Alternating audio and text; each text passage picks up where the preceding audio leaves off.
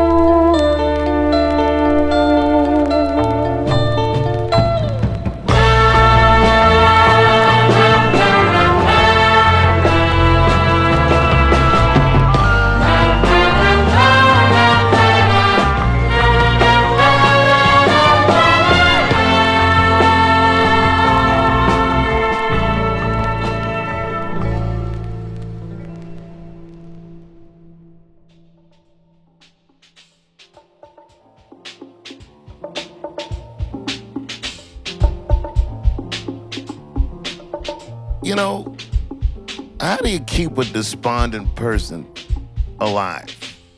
Like, how do you make somebody want to live? Is there a thing that you can even do for someone like that? Seriously, if someone you love was actively, slowly killing themselves, what do? You can do something beautiful for those people whenever you can. Yeah, that's you know what I mean? How do you inspire somebody to want to live? Like, what's the example? I think just by being kind to them, you know. I think one of the closest things that I have, a situation similar is my friendship with Amy Winehouse. Because I had never...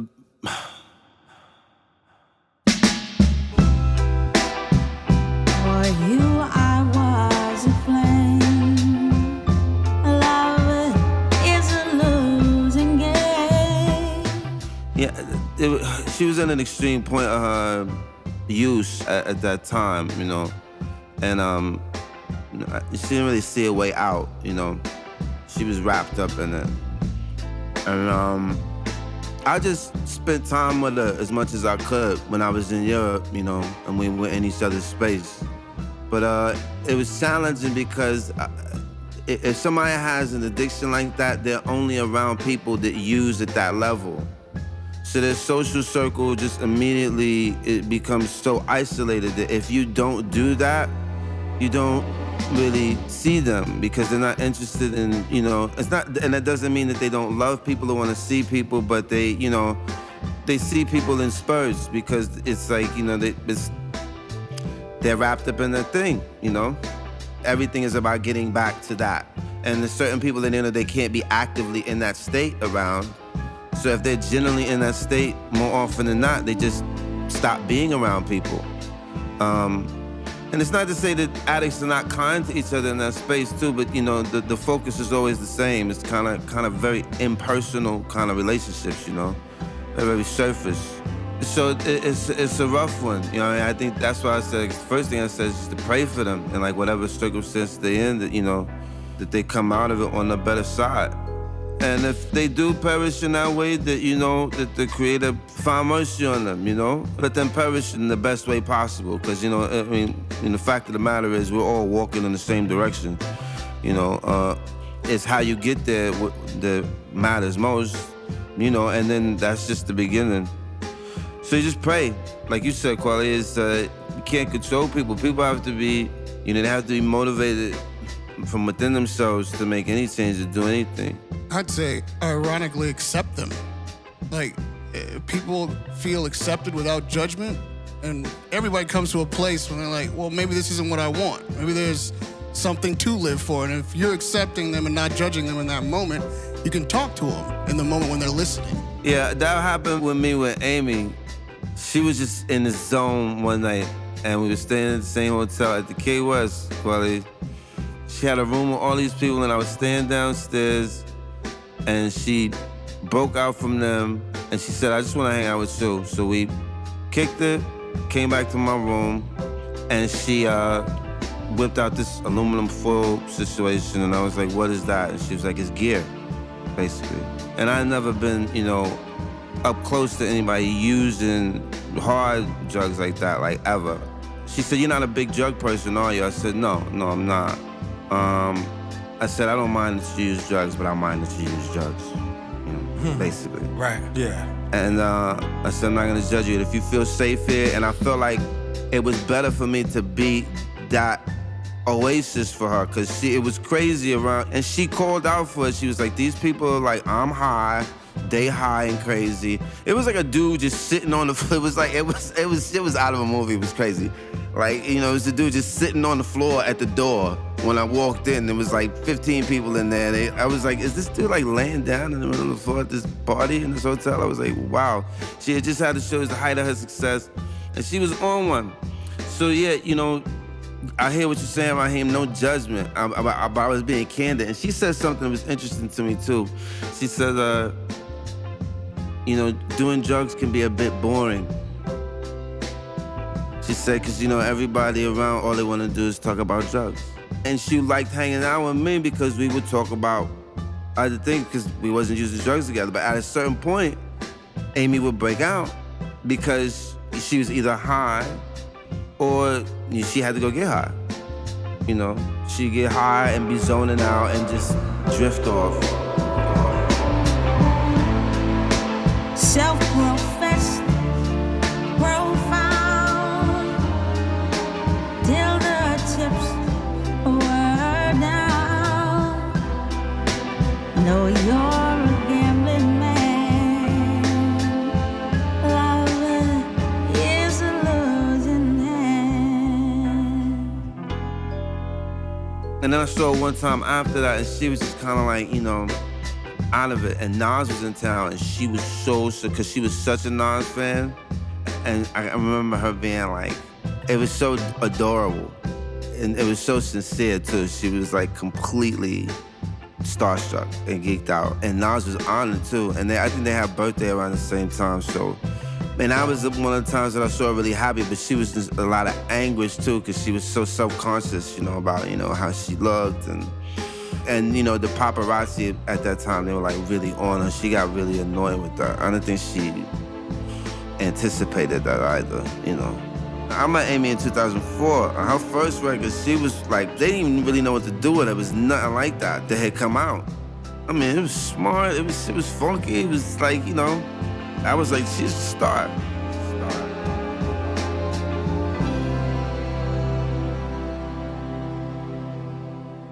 God bless our beloved ones, man. May the Creator make their journeys easy, man. And thank the Creator for bringing them here to express their gift with us, and that we got a record of it. And some of us were even more fortunate to actually be in their presence, face to face and in the flesh. It's a gift. Amen. Amen. Amen. Amen. Amen.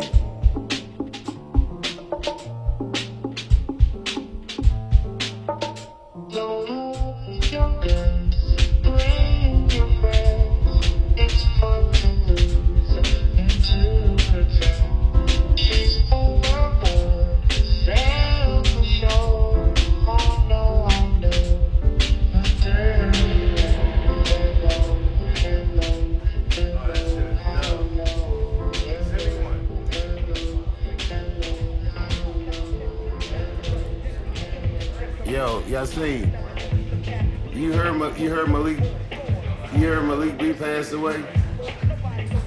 Are you serious? Today, yeah. My bad, I mean, my bad, bro. In a lot here Zoom. Yeah, he passed away today. Oh my God, Malik B. Oh my God. Yeah, I'm sorry, man. I didn't mean to break it to you like that. Nah, you know, in a lot here Zoom, man. Yeah, that's right. Let's make door for him, man. You know, he gave us, you know, we all headed in the same direction. It's just how you get there. Oh my God. What condition you get in. And we eternal.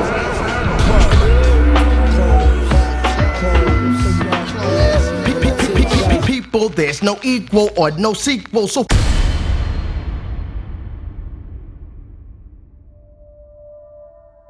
Black Thought is considered a favorite MC by the best MCs in the world. best people who rap look at Black Thought as like the pinnacle. But those first couple of Roots albums, if steel sharpens steel, then Malik B is the steel that sharpened Black Thought. It's like if Black Thought is a samurai sword, Malik B was a Ginsu knife.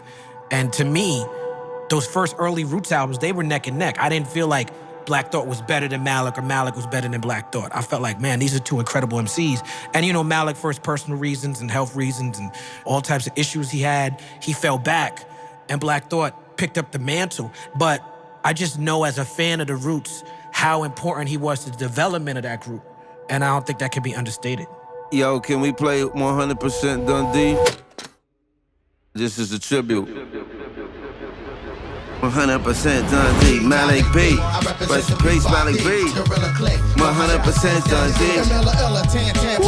Ready to rock while I'm out in the clouds. Seeps out all through your block. Watch the tone, play the cup. But what? Could get chice. Got the personality, name tried. Ready to heist, smash and grab, snatch the ice. Crush your mental device. Thought twice, should've thought once. Got play for the dunce. Dialogues, I'm out of rate. Cool out, we out of state. Just blending in the gray. Give me room to ventilate. Most niggas is fraudulent. The rap sergeant, barging through your regiment. Calling your resident. Hitting all targets, cause it's the cause that's lost. Betraying killers when they probably Teddy Rush the soft. Dropping tears is still 2 drops up in the bucket. Facing 3 hots and a cop, so yo, fuck it. If I get abducted, trapped up in the belly.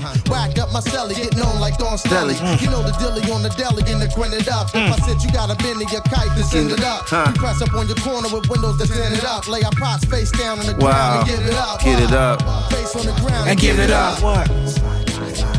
Yo, Black Thought, I represent the 5th Dynasty, lyrical click. 100% Dundee, Malik B. I represent the B5D, Gorilla Click. 100% Dundee. Black Thought, I represent the 5th Dynasty, lyrical click. 100% Dundee. Malik B, I represent the B5D, Gorilla Click. 100%. Yo, why you pose for pictures? I'm the invisible enigma. Down low, scope you off the roof. Mike the Fiddler, case you up in the vocal booth, you held prisoner watch while I'm banging out this hot shit from Sigma. Philadelphia live without the DJ. It has been that way since Sergio Valente. Yo, the rules holding down, so you can say. Plus the Black Thought MC professionally. Push pens and paper like Gina Bar Chibe. Thumping. What was your assumption? I'll lace your function. Making a Black Thought production. Word up, I'm on something. Stella cohort, I'm going blunting. Travel like broadcast via satellite. Elephant dynamite. Lyrically calculus in this arithmetic. Hip hop metropolis. All of the feast confidence. Oh my God.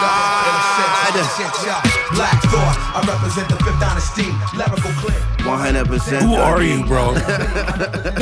Who are you? Some sort of rap alien from Planet Rap. It really is a rap alien. Every time, no matter what song comes on, I don't know who you are, bro. Take off your mask. You have a mask on right now. I know this. Check me out, Jack. Come on, check me out. Come on, come on, check me out, Jack. Come on, yeah, come on, come on.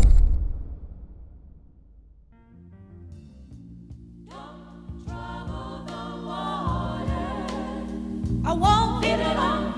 Why don't you let it be? So you were dry for 20 years. Yes. Why did you fall off?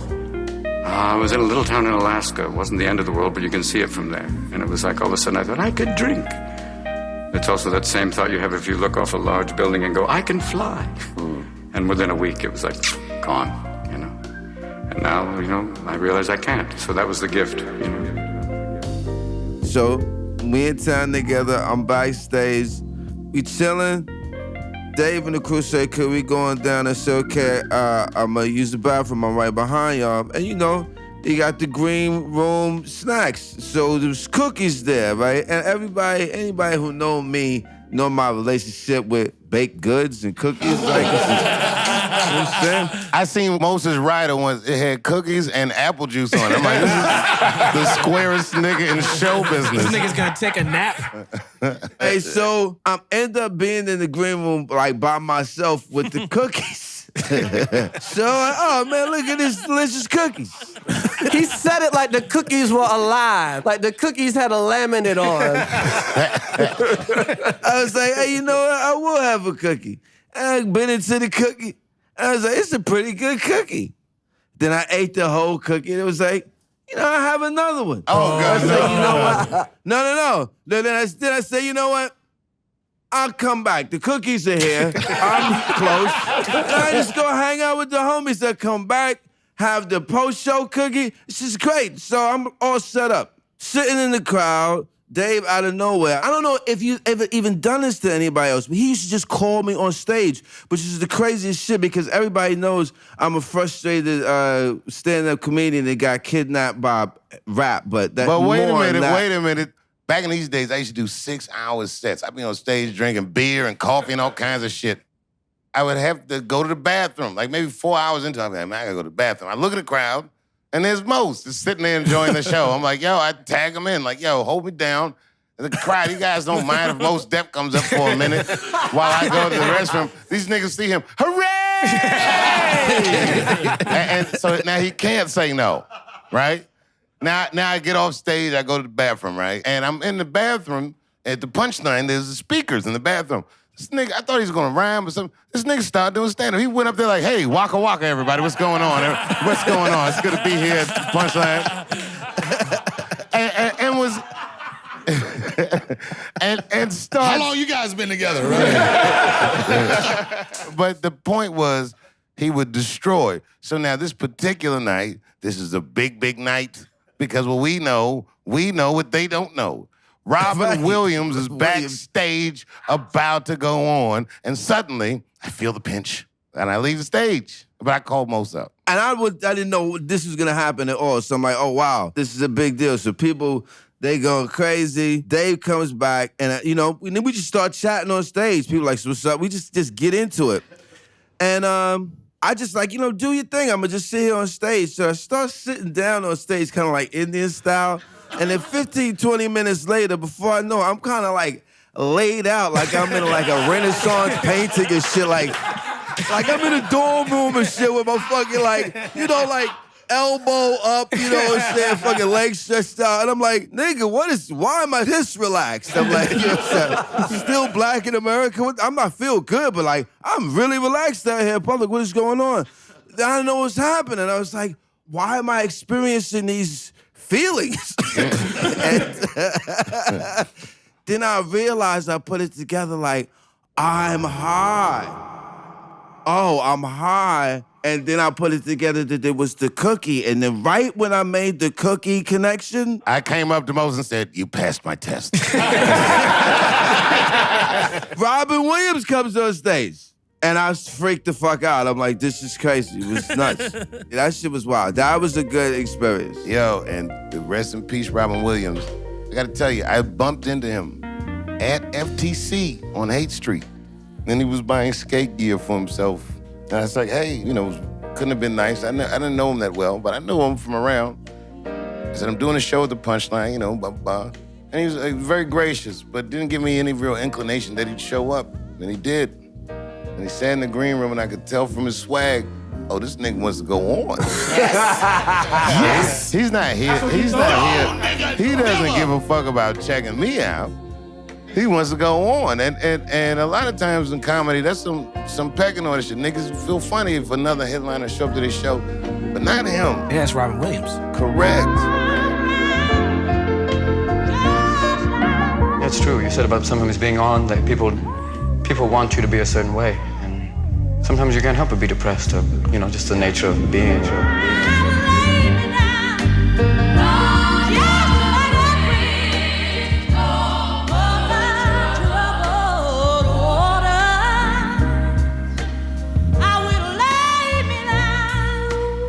They love me, which is great.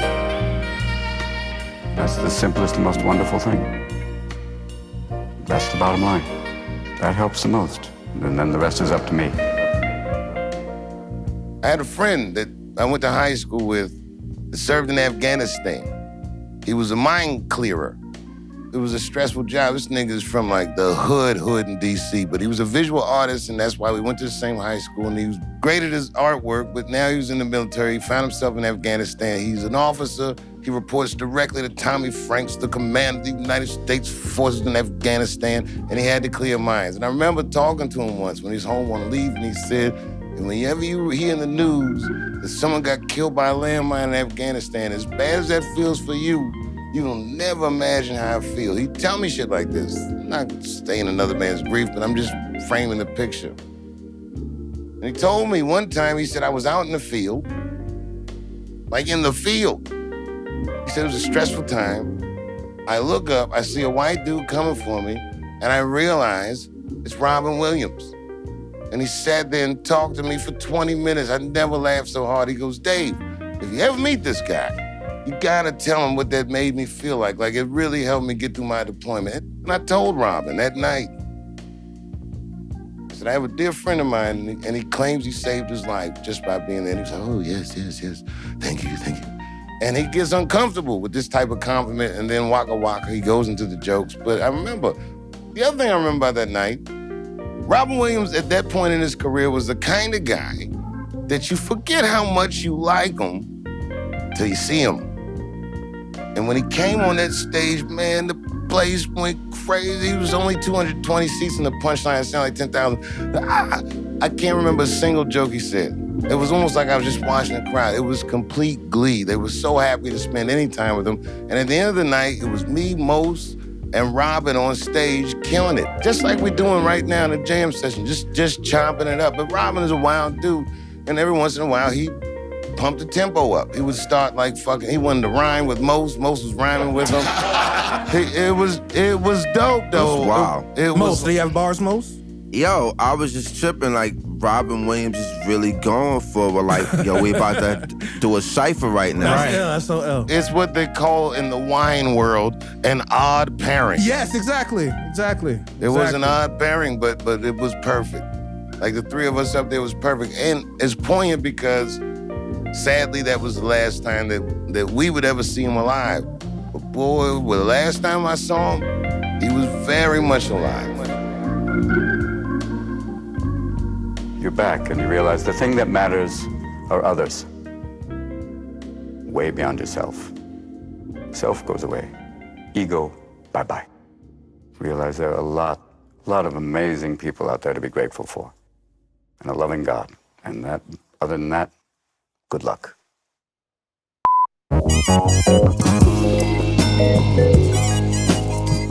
You know, it's good that we talked about this, because, sometimes people look at us like infallible, like we're not human and never had a life.